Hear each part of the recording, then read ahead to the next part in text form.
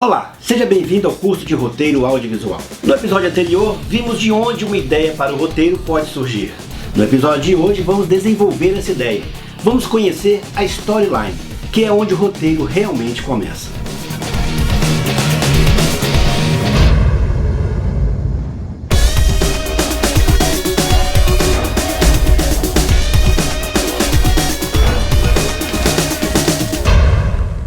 Alguns profissionais dizem que a ideia, o tema, é o primeiro passo de um roteiro. Eu penso que não, pois quando temos somente a ideia para um roteiro, não temos ainda a linha narrativa da história, não temos o conflito base que irá nos guiar dentro da trama. E para estabelecer o conflito, é preciso dividir as histórias em 3 atos, e na storyline que começamos a fazer isso. Mas afinal, o que é uma storyline?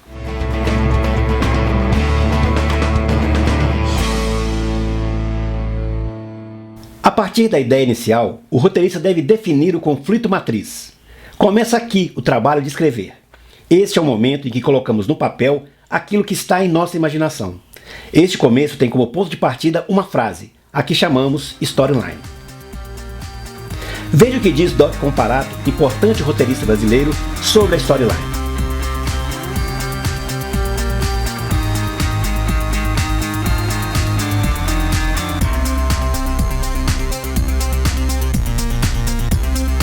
Perceba que a storyline não é o resumo do filme. Toda storyline deve conter esses 3 elementos básicos: a apresentação do conflito, o desenvolvimento do conflito e a solução do conflito. Quando contamos um filme para alguém, fazemos um resumo do que a gente viu na tela, mas não necessariamente enfocamos o conflito base e muito menos a estrutura da linha narrativa, ou seja, os 3 elementos da storyline que acabamos de ver.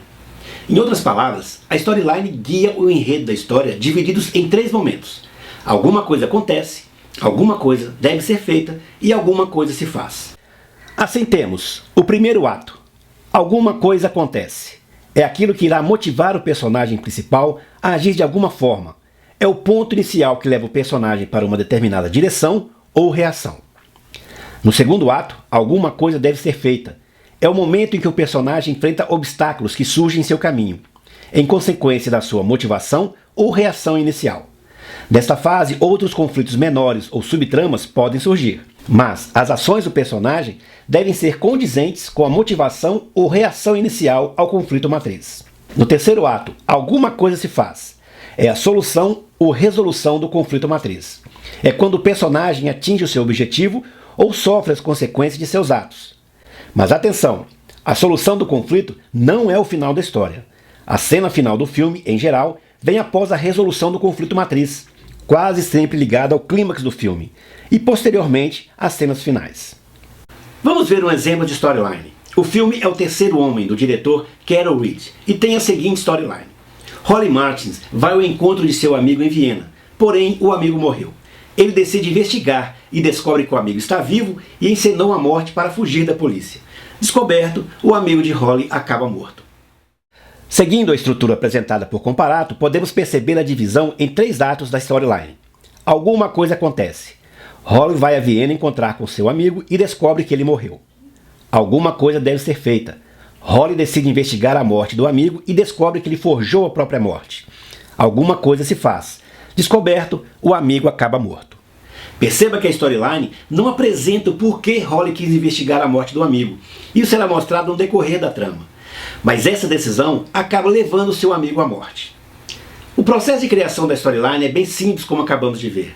Podemos dizer que ela é o alicerce da casa e que mais adiante vamos inserindo tramas, suspense ou ação. Mas uma coisa você pode ter certeza, que fará uma boa storyline e render um bom roteiro é o conflito. Aliás, talvez seja essa a maior tarefa de um roteirista, apresentar um bom conflito.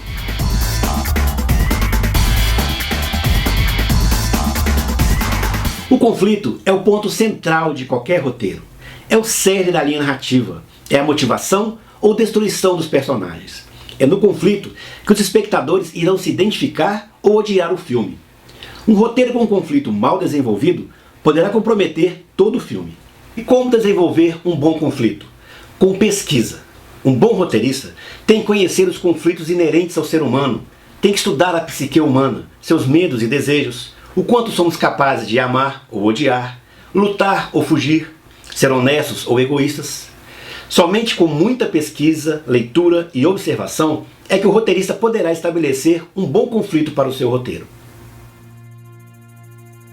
Exemplo: os contos da mitologia grega são a espinha dorsal da civilização ocidental. São histórias milenares, passadas de geração a geração e que se cristalizaram na mente das pessoas.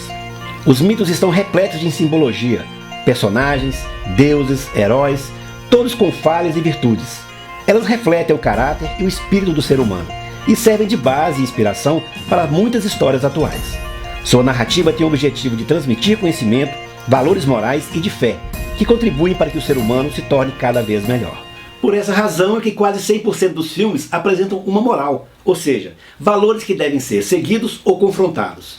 O vilão que se arrepende no final ou vai preso, alguém consegue justiça ou vingança, o bandido se arrepende ou ganha uma segunda chance, o herói se sacrifica, o amor que parecia impossível se concretiza e batalhas contra o preconceito e racismo são travadas e vencidas. Então o conflito no roteiro não pode ser apenas o motivador da ação dramática.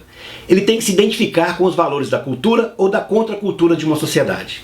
Pois só assim ele irá criar uma ligação com a plateia, a empatia, e ela será capaz de se ver na tela e experimentar a catarse. A catarse é uma palavra grega que significa purificação, que segundo Aristóteles se refere à purificação da alma por meio de uma descarga emocional provocada por um drama. E a catarse pode ocorrer tanto no personagem no filme quanto na plateia no cinema. Por isso a gente chora dos filmes, ou sai da sessão com um sentimento leve em uma comédia, por exemplo, ou revoltados com filmes que mostram a injustiça no mundo. Conduzir a plateia à catarse é tarefa do roteirista. Vamos falar disso mais adiante, em outro episódio. Por enquanto, estamos construindo a nossa storyline. Agora que você já sabe como construir uma storyline, está na hora de praticar. Pegue a sua ideia para o roteiro e desenvolva uma storyline. Lembra-se que ela deve apresentar o conflito, seu desenrolar e sua resolução. E isso no máximo em 5 linhas. Se passar disso, sua storyline pode ter problemas. Um bom exercício é criar uma storyline a partir de uma notícia. Tente não descrever a notícia, mas sim usá-la como base para desenvolver a sua história, dentro desses 3 atos. Veja quanta coisa aprendemos nesse episódio. Também como tarefa, faça uma pesquisa na internet sobre os seguintes temas: empatia, simpatia e antipatia. Procure o significado dessas palavras, porque todo roteirista deve conhecer e utilizar esses conceitos em suas histórias. Pesquise mais sobre a catarse. Essa experiência será fundamental na construção do personagem. E se puder, assista ao filme O Terceiro Homem. Perceba que a storyline define a linha narrativa e não a história completa. Tenho certeza que você irá se surpreender com o filme. E você já sabe, se quiser, envie sua atividade neste e-mail. Tchau!